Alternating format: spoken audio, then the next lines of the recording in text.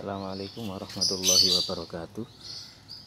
Pada kali ini kita akan sharing kembali dengan teman-teman YouTuber atau penonton YouTube. Ini adalah kolam alami yang di dalamnya terdapat ikan atau yang dikenal dengan natur pond. Jadi bagaimana sebuah kolam itu didesain sealami mungkin sehingga sesuai dengan kondisi alam aslinya di alam yang bebas. Nah, ini adalah sebuah pot sebenarnya bunga yang kemudian kita fungsikan untuk menanam, dan di dalamnya terdapat ikan kecil-kecil ya, ikan kecil-kecil. Nah, ini ada ikannya, kita lihat.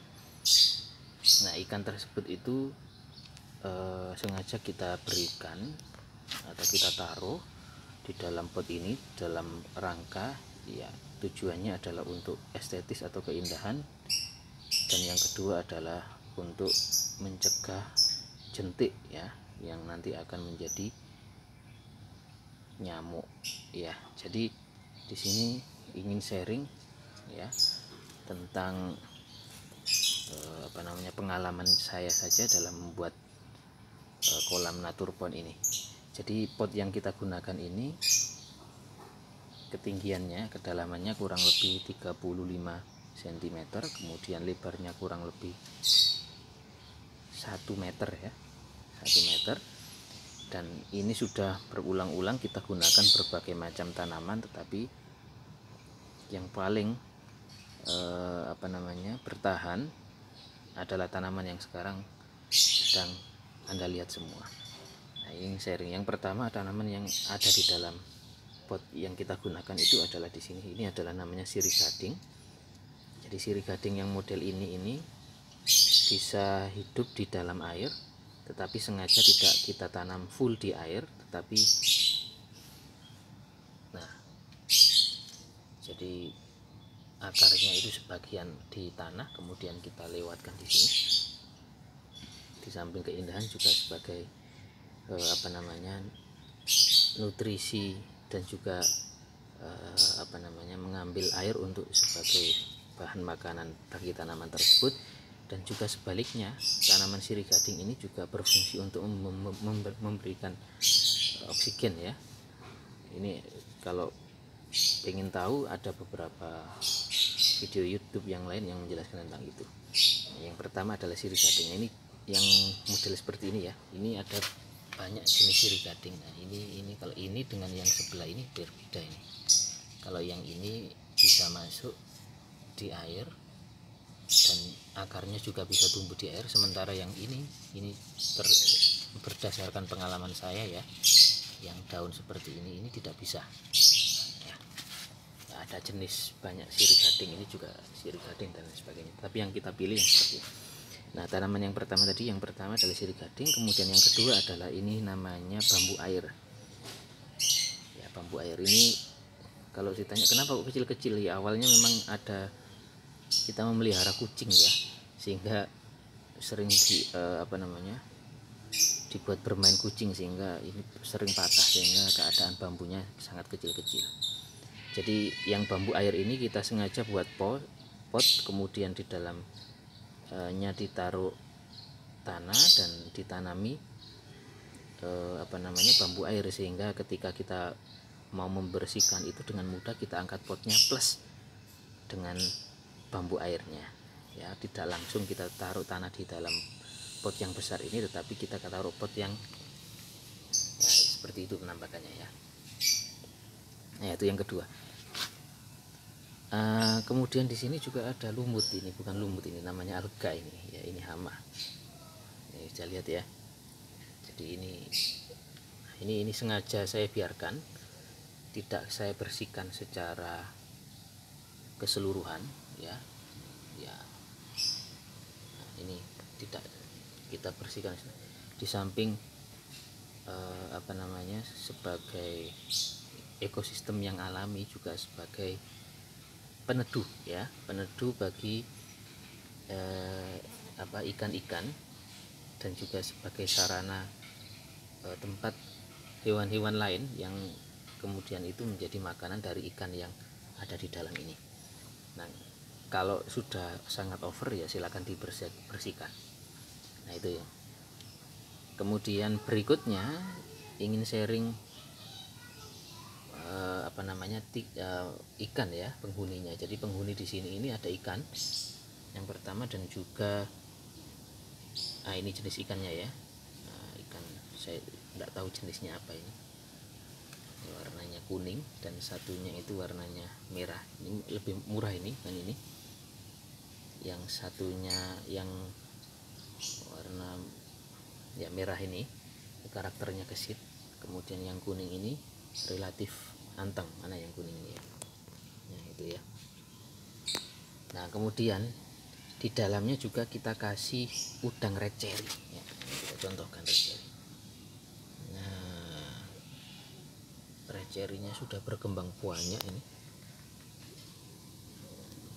Nah, itu ada red cherry.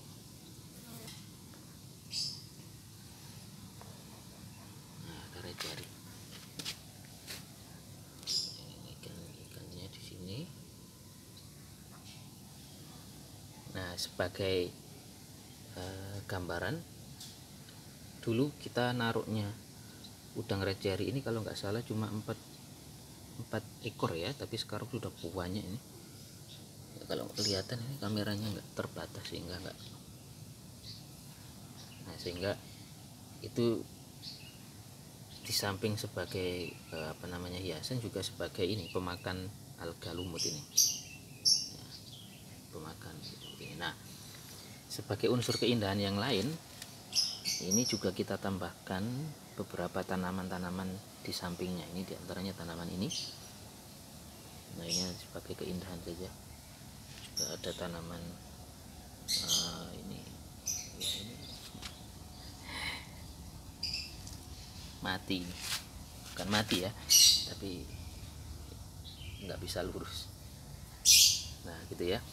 Nah, boleh saja Anda menambahkan tanaman-tanaman yang lain, tetapi yang perlu diingat tanaman itu haruslah berjenis tanaman air sehingga bisa tumbuh dan kemudian bisa menunjang ekosistem yang ada di dalam natur pond ini. Nah, dulu ini pengalaman ya, dulu juga pernah sempat diberi tanaman jenis ini. Ini namanya tanaman pegagan. Jadi ini tanaman air juga, tetapi ketika kita taruh di sini di dalam pot ya, pertumbuhannya sangat cepat sehingga kecenderungannya menutupi, sehingga tidak membuat ikan bergerak secara leluasa karena tertutupi oleh sebagian besar dengan tanaman yang model ini. Nah, ini namanya tanaman pegagan ini. Ini tanaman air juga. Nah, kemudian ada tanaman satu lagi yang kita berikan kita taruh di atas di dalam kolam ini adalah tanaman ini namanya apu-apu. Nah, ini apu-apunya ini adalah tanaman apung ya. Ini berfungsi juga untuk menjernihkan air, tetapi ini kondisinya kecil-kecil. Kenapa kok nggak bisa besar? Karena ini saya letakkan natur pond ini atau kolam air natural ini di depan rumah yang terbuka, jadi mataharinya sangat kuat sehingga ini tidak menunjang pertumbuhan dari tanaman apu-apu ini. Nah, kalau teman-teman mau membuat yang model seperti ini, usahakan mataharinya jangan terlalu terang ya, dan juga jangan terlalu gelap. Karena apa? Kalau terlalu terang juga akan over, akan membuat tanaman-tanaman itu